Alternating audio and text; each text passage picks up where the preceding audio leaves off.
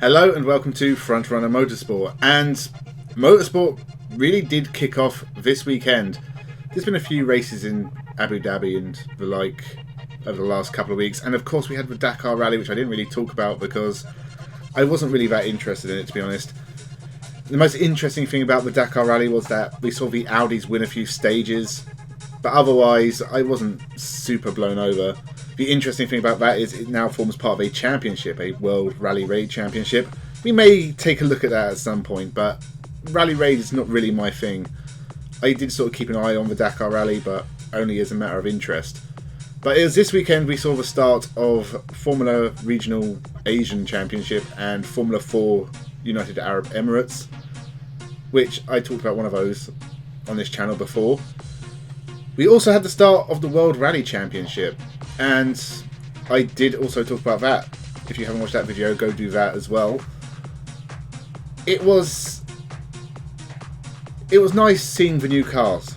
They actually all look really good. There's only 3 manufacturers, so you got Toyota, Hyundai and Ford. All 3 of them have put out great looking cars. The technology's interesting, and the driver lineups were good. Even though, I mean, there's only really like 10... Is there even 10 full-time drivers? It might only be 9. So there isn't really enough competition in the field. But you still got plenty of action. And of course, at Monte Carlo, we had a couple of old men dominating things. Sebastien, who retired last year full-time, he's taking part in selected rounds, and he is, or was, the most successful Monte Carlo rally winner in the sport's history. And he dominated for the most part, but in the end he lost out on day 3 to another even older Sebastien in Sebastien Loeb. The Monte Carlo rally might be the only one he takes part in. I think as far as I know he's only announced he's doing that one. I don't know if we'll see Loeb again this year, but he has now taken his 8th Monte Carlo rally win. So between the pair of them, 16 Monte Carlo rallies, 2 French Sebastians. It's pretty insane when you really think about it, but no one else has been able to take... I mean, I think Neuville had one. I don't even know who else has won a Monte Carlo rally. Not many people. So, it was interesting seeing the new Ford Puma come out. It looks great. It's the best looking of the 3. The colour scheme is fantastic. The car looks really good. It's very, very impressive. And Ford really needed a turnaround in performance because they haven't even won a round since 2018. So, and that was when Ogier was there. So this was important for them. And they do really seem back up to speed. At one point, all 4 cars were up near the top. Now, in the video I did last week, I did say that Adrien Fourmel, who is quick, does tend to crash a bit too often. And, well...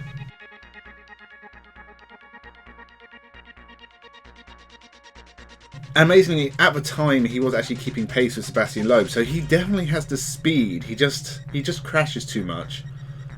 Gus Greensmith as well did a fantastic job taking his first stage win, and he was pretty much thereabouts the whole time.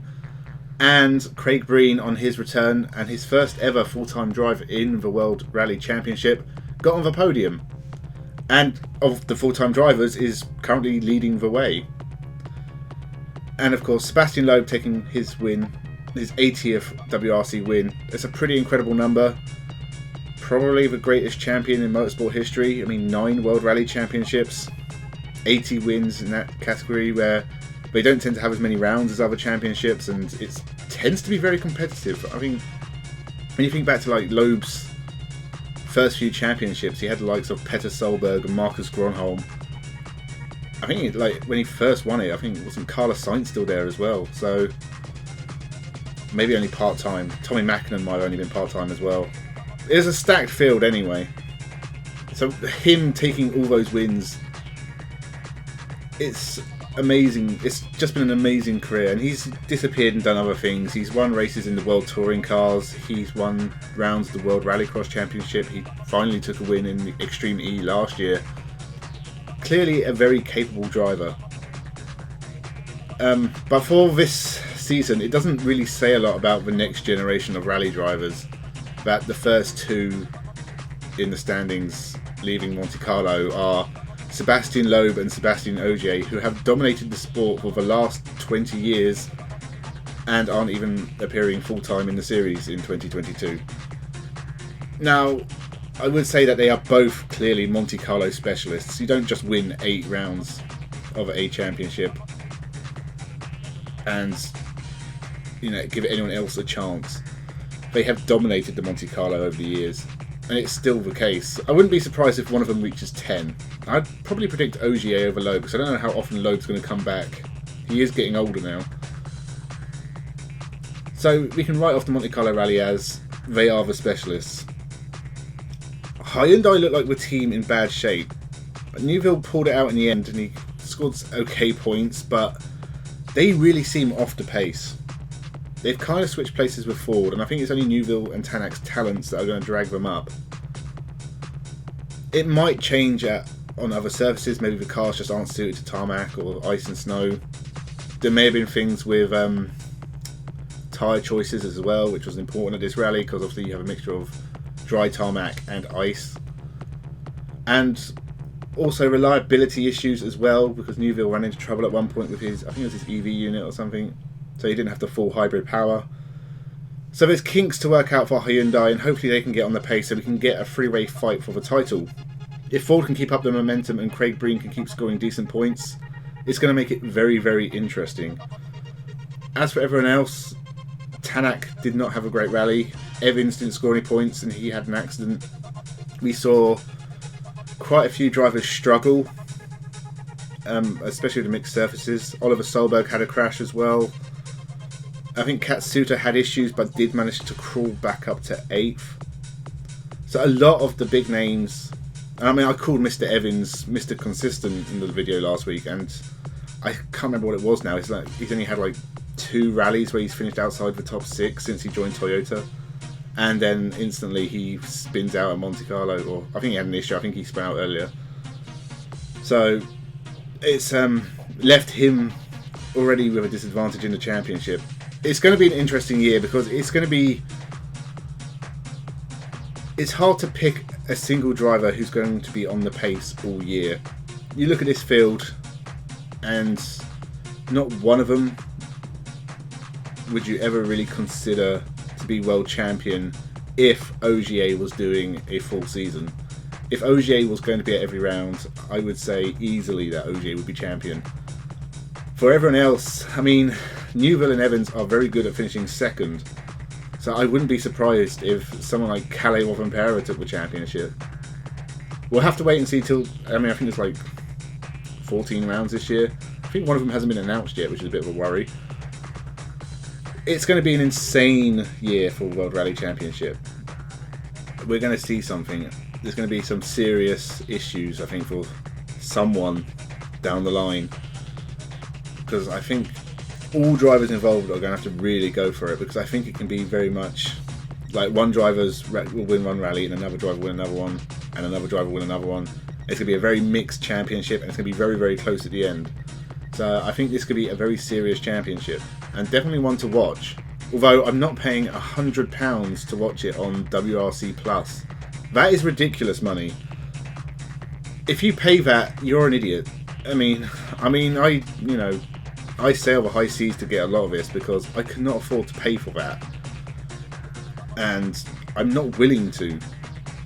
And it's out there. You can find it quite easily on the internet. So if you're paying that £100, you need to have your bank cards taken away from you, because you cannot be trusted. And they need to know that this is not a good service. I'm sure if you're a mega fan of WRC and you get pleasure out of it, you do you. But I'm not paying £100 to watch WRC. I wouldn't even pay half that, to be honest. So that's, I mean, I've talked about paid subscription services before as well. They are getting ridiculously expensive. There's not really much more to say about the World Rally Championship that I haven't already said. I called Neuville as champion. Kind of regretting that already, because Hyundai, I'm not sure they got it in them. And Ford are an interesting prospect, but of their full-time drivers, Craig Breen, Gus Greensmith and Adrian Formel, I would never pick any of them as champions. So it'll be interesting to see what Craig Breen can do Will Craig Breen be champion after getting his first ever full-time drive after like 13 or 14 years of trying? We'll have to wait and see, and it'll be interesting to see if he can take his first rally win this year. Maybe Gus Greensmith can. He took his first rally stage win. So can he win one outright? Don't think it's out of the question. Or will it be between Evans, Newville, Tanak, maybe Rovanpera? They're the ones you'd expect, I think. It's going to be interesting as we go on different services as the technology, because they're going to be testing in that throughout the year and evolving and developing. So it's going to be interesting to see who can win that race as well. The teams have a big part to play. It's very exciting stuff, and I will be talking about it all year. So whilst the two old men who won't be there all year took the spoils in Monte Carlo, I don't think that leaves the WRC in a bad place, and we are in for some very exciting action. Remember to subscribe, leave your comments down below. Did you watch the Monte Carlo rally? Were you shocked by the result? Leave a like, tell your friends. Thank you for watching, and have a good one.